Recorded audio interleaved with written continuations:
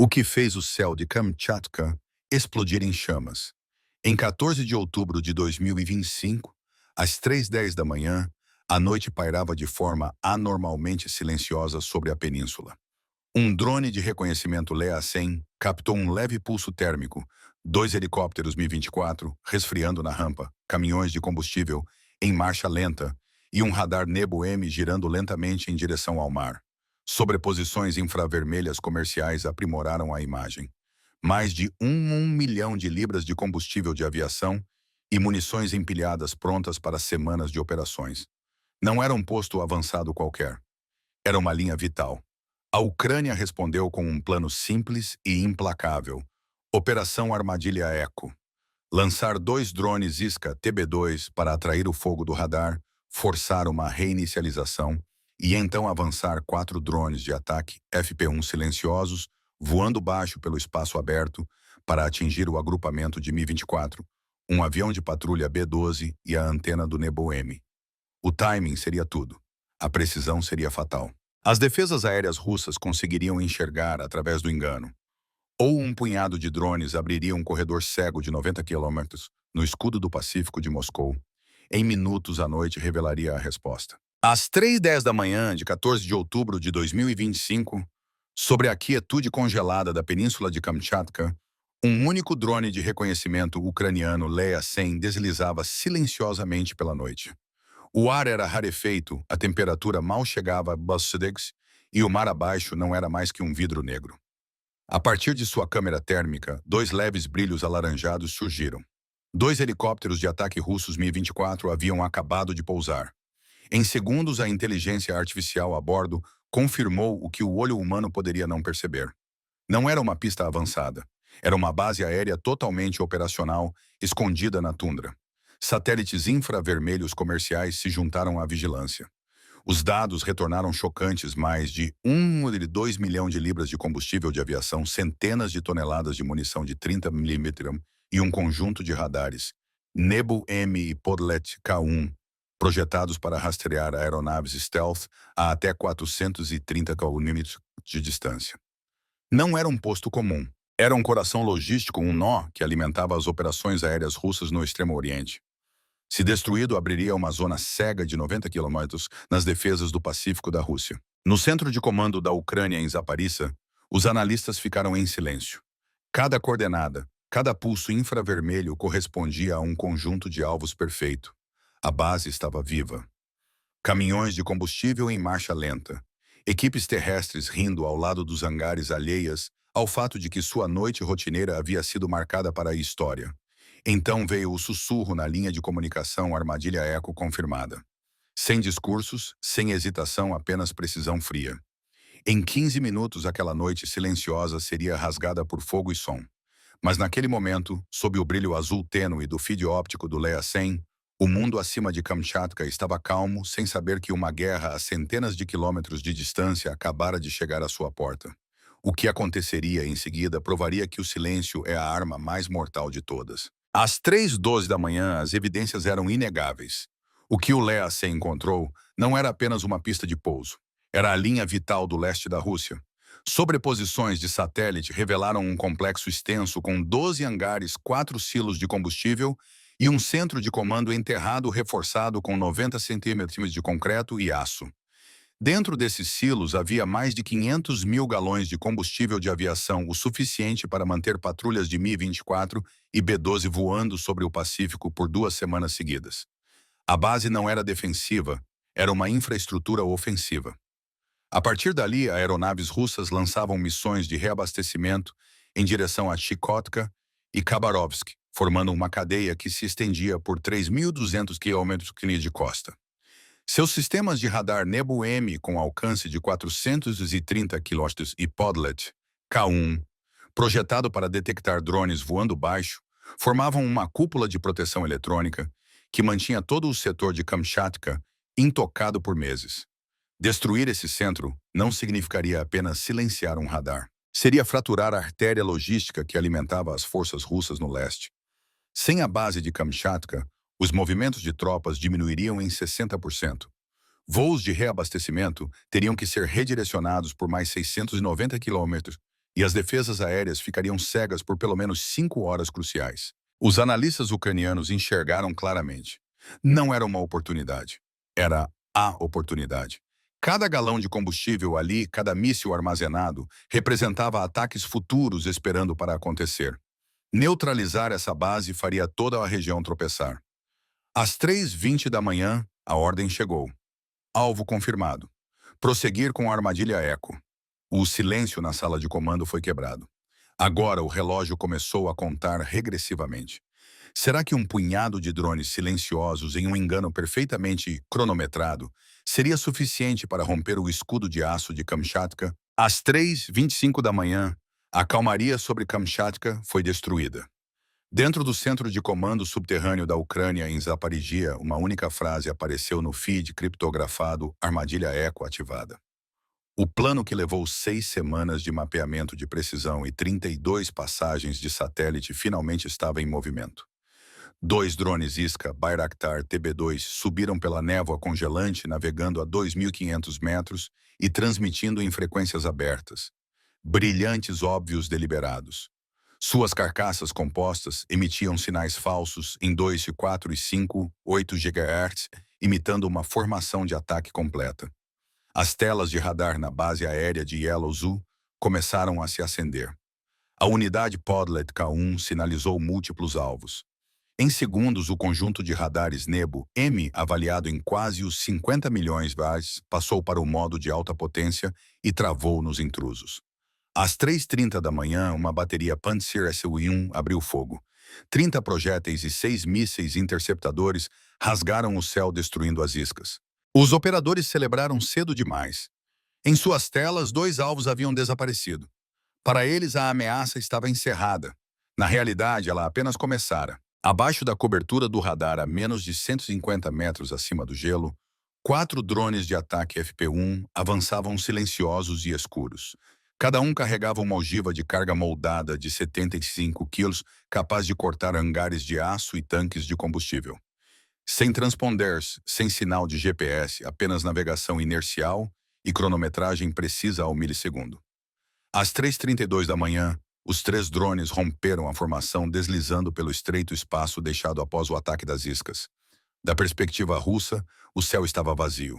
Na tela ucraniana, uma linha branca avançava firmemente em direção às coordenadas 53 de Galo Norte, 158 de Galo Leste. Uma voz sussurrou pelo ruído estático. Todas as unidades no verde. 3 minutos para o impacto. A sala ficou em silêncio. A armadilha era perfeita e o mundo estava a segundos de ver o que a precisão significa na guerra moderna. Este é o momento da verdade. Será que a astúcia superará a potência de fogo? Não pisque. Você está prestes a ver. Às 3h33 da manhã, a noite acima de Kamchatka se abriu. Os 4 drones de ataque FP-1 cortaram a escuridão voando rente à tundra congelada a 95 metros de altitude, seus motores quase inaudíveis sob o vento costeiro. Nos radares russos, a tela estava vazia. Sem retorno, sem alerta. Dentro da base, as equipes terrestres ainda reabasteciam os Mi-24. Música tocava em um alto-falante portátil.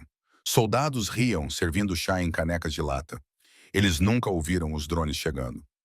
Às 3h34:47, o Falcon 9 fez a correção final.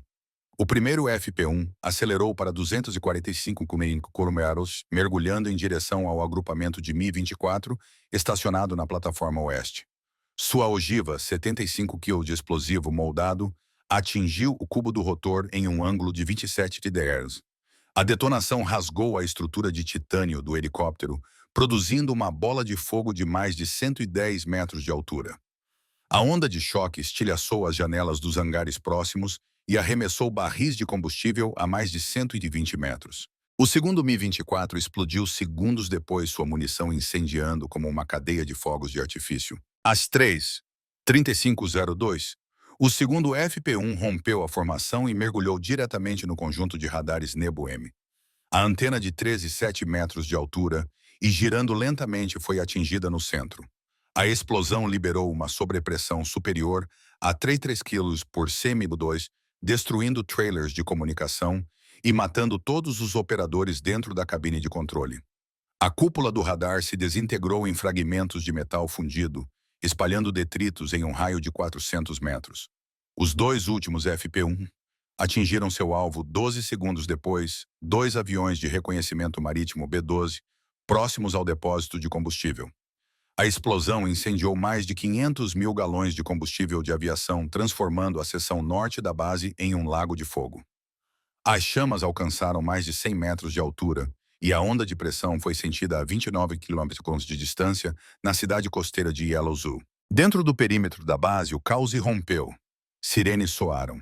Soldados gritavam ordens em meio à fumaça espessa.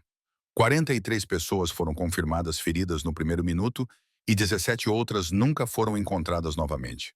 Os depósitos de munição começaram a explodir, cada detonação mais alta que a anterior. Caminhões viraram. Tanques de armazenamento colapsaram. Toda a linha de voo se transformou em aço derretido. Às 3h36 da manhã, as comunicações do Comando Aéreo de Kamchatka cessaram completamente.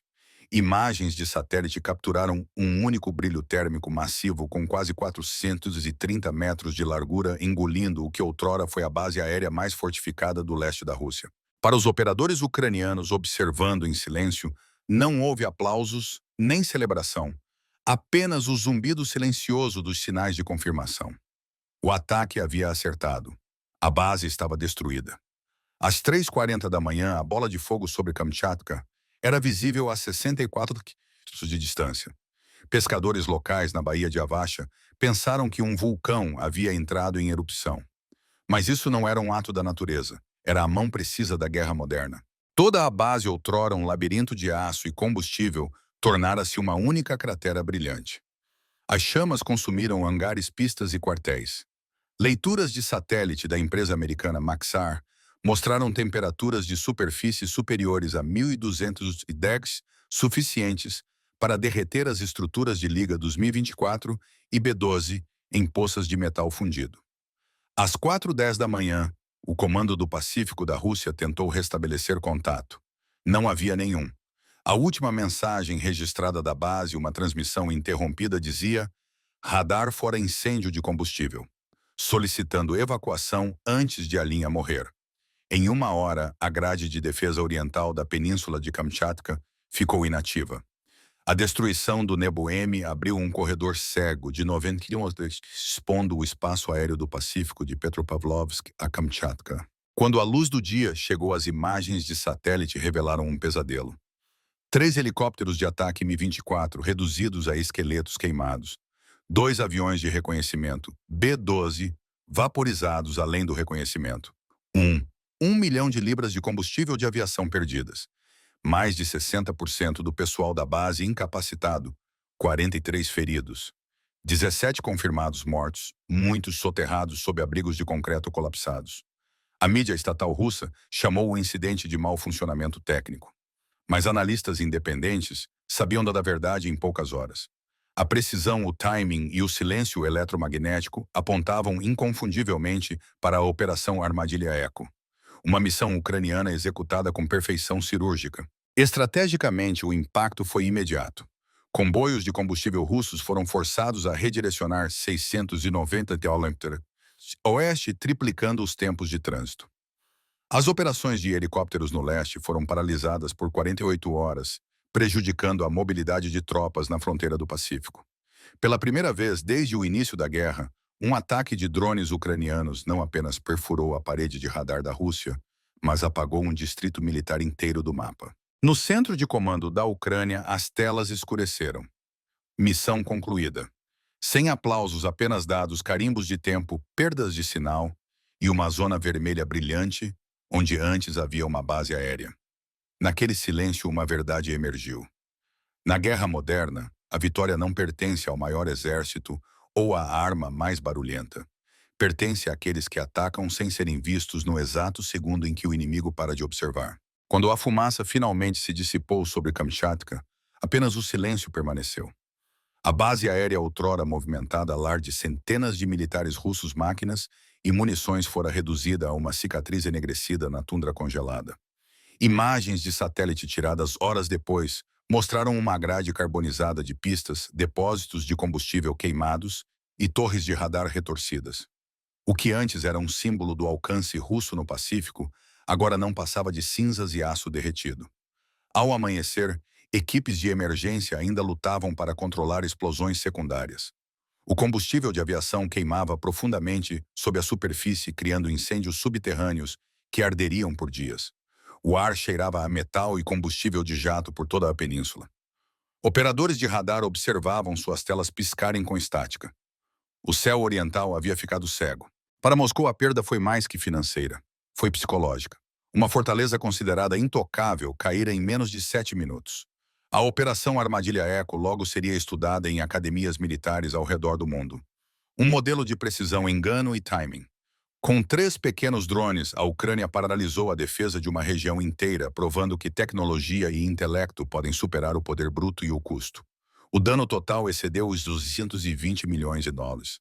Mas o maior golpe foi invisível à confiança da Rússia em sua própria segurança. Enquanto o mundo debatia o que isso significava para o futuro da guerra, uma verdade se destacava acima de todas. As batalhas modernas não são mais travadas por quem atira primeiro, mas por quem pensa primeiro. E à medida que as chamas em Kamchatka lentamente se apagavam, uma mensagem ecoava por todos os centros de comando e telas de batalha. No silêncio entre a detecção e a reação está o momento que decide tudo. A Ucrânia encontrou esse momento e o transformou em vitória. Se você quer mais histórias como essa, inscreva-se e fique conosco. Novas informações chegam toda semana. Se achou esta análise perspicaz e deseja apoiar mais detalhamentos como este, não se esqueça de curtir, compartilhar e se inscrever no canal. E clique no ícone de sino para nunca perder o próximo conflito em desenvolvimento. Conflito em desenvolvimento. Conflito em desenvolvimento.